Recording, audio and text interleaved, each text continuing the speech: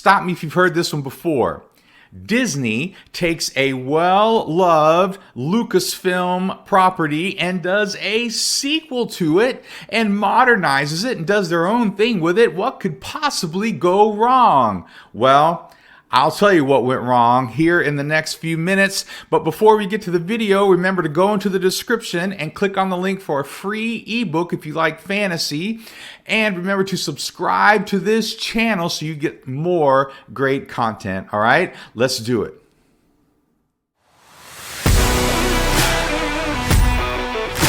Welcome back to Great Stories Change the World. This is the YouTube channel where you've got a fantasy science fiction author, me, and I go over movies, TV shows, books, and we look at things and analyze things according to writing, because I do believe that great stories change the world, and I want to help us tell great stories for that reason. We have a world that needs changing, right? So today we're going to be looking at Willow. Now, this was a movie back in 1988, and now it's a TV show that's on Disney, and the first 2 episodes dropped on Wednesday, and here's my review. Now, here's a little warning. This is going to be spoiler-filled, or at least there'll be some spoilers as we go through it on these first 2 episodes. So if you haven't watched it yet and you don't want any spoilers, stop now and then come back, all right, and see what I have to say about it. Now, in 1988, like I said before, the movie Willow came out, and this is from George Lucas. Now, we all know where George Lucas came from, right? Star Wars, Empire Strikes Back, Return of the Jedi, all of that stuff. And he started to do some things on TV shows like Droids, and he did a couple TV movies with the Ewoks. So he was trying to make some movies and get out there, where Willow is kind of a part of all that. And Willow came out in 1988, and of course it stars Warwick Davis, who was one of the Ewoks. Like, he was kind of the main Ewok in Return of the Jedi. And I guess maybe he and Lucas kind of really got along. If you look at some of the background and some of the documentaries on Return of the Jedi, it kind of shows how Lucas and Warwick Davis really sort of hit it off, because Warwick Davis was young. Well, now he's a little older, right? So it's 1988, and it's kind of weird because he looks young in the original movie in 1988, but he's kind of plays a guy who has a couple kids and he's married. But all that to say is this movie was fantasy instead of science fiction, and it's really kind of classic fantasy, and it's got some great characters. You've got Joanne Whalley, who plays Sorsha, who's like supposed to be like a villain, but you know, her character changes. You've got Mad Mardigan, played by Val Kilmer, one of his best roles for sure, right? He did such a great job with that. And then of course his character changes, and you have Willow by Warwick Davis, right? Where he plays this sorcerer wannabe, and yet he gets the baby, and he's got to try to deliver the baby safely. It's the Empress and all this stuff, and shenanigans ensue, right? And so, you know, the special effects are okay. They're pretty good for its time, but looking back, they're a little dated. It's still a great and engaging movie.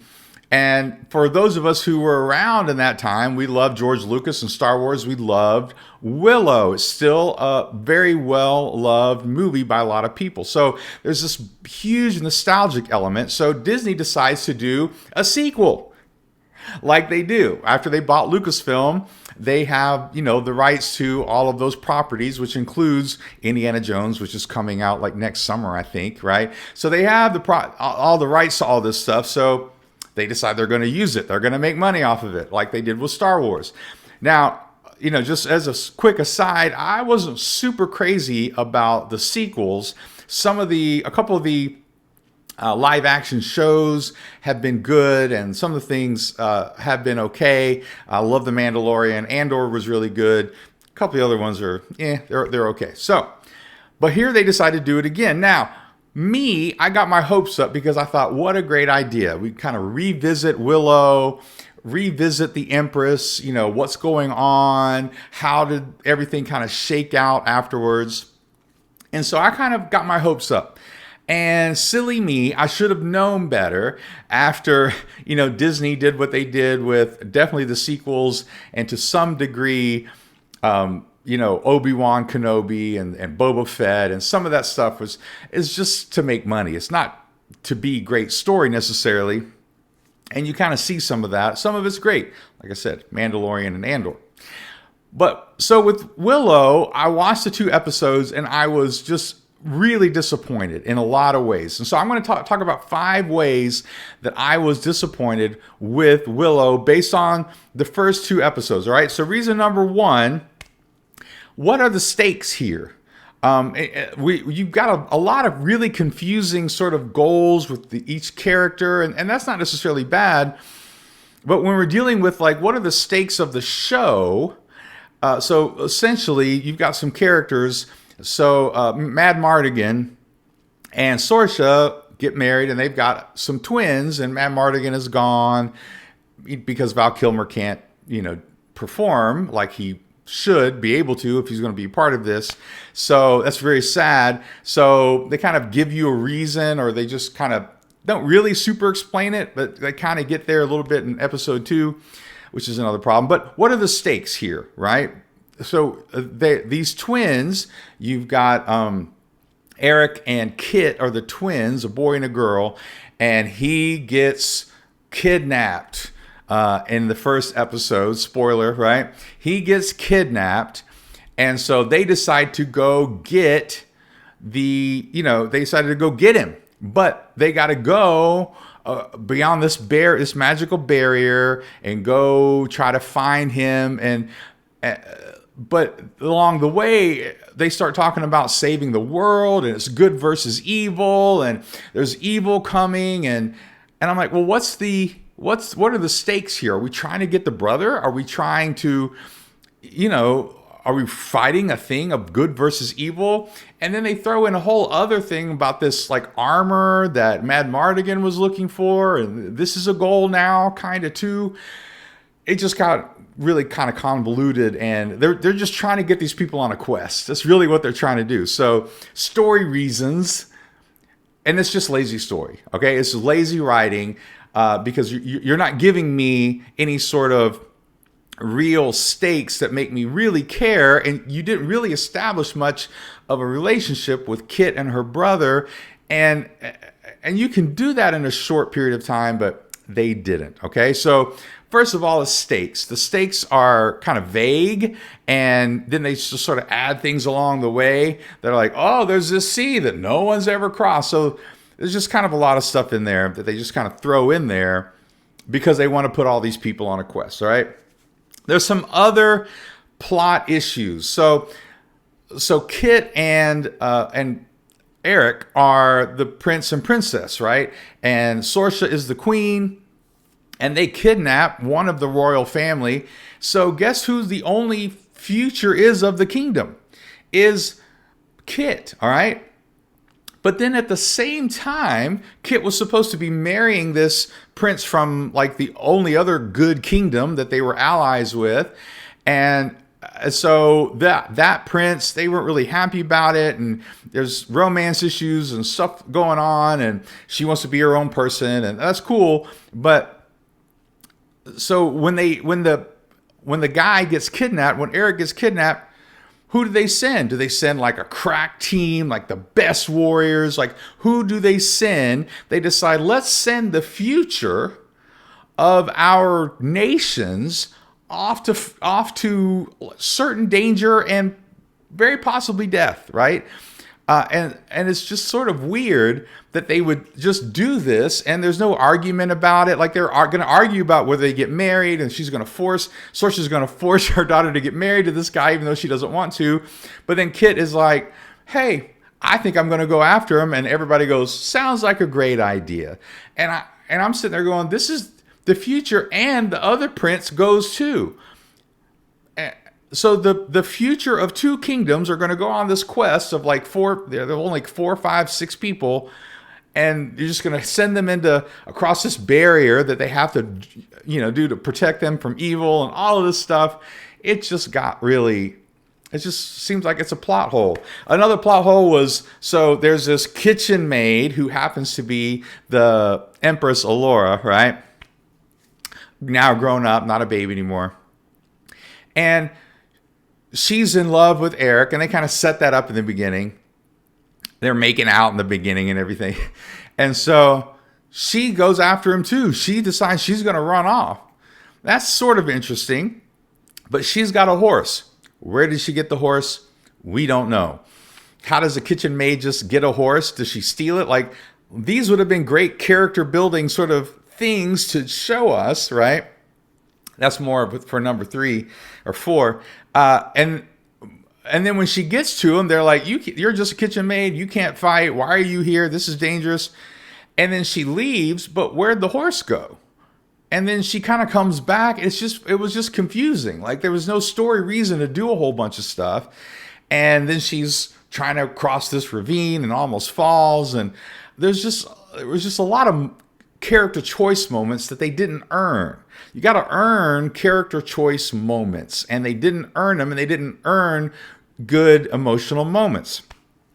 Number 3, there's 2 kidnappings. There's a kidnapping in both episodes. Is there going to be a kidnapping in episode 3? I don't know if I'm going to watch it, but maybe. So Eric gets kidnapped in episode 1.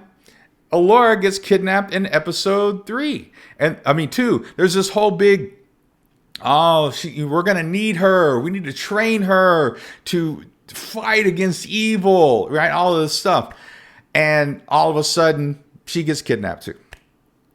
So again, it's just lazy writing. Like, do something different. Like, don't just keep getting kidnapped. Don't just keep doing the same thing to make the story kind of move forward, right? There's other ways to get people involved, create conflict, give us some stakes, goals, whatever they might be. Number 4, there's a lot of missed opportunities here, okay? And I've already mentioned some of them. There's a lot of missed opportunities in characters making choices, right? Like, where's the argument between Kit and her mom? Her mom going, no, you can't go. We're going to send these crack guys or whatever. I just think they really could have set that up a whole lot better in the first episode, because there's one really amazing character. And so this guy I really like. His name is Booman, something like that.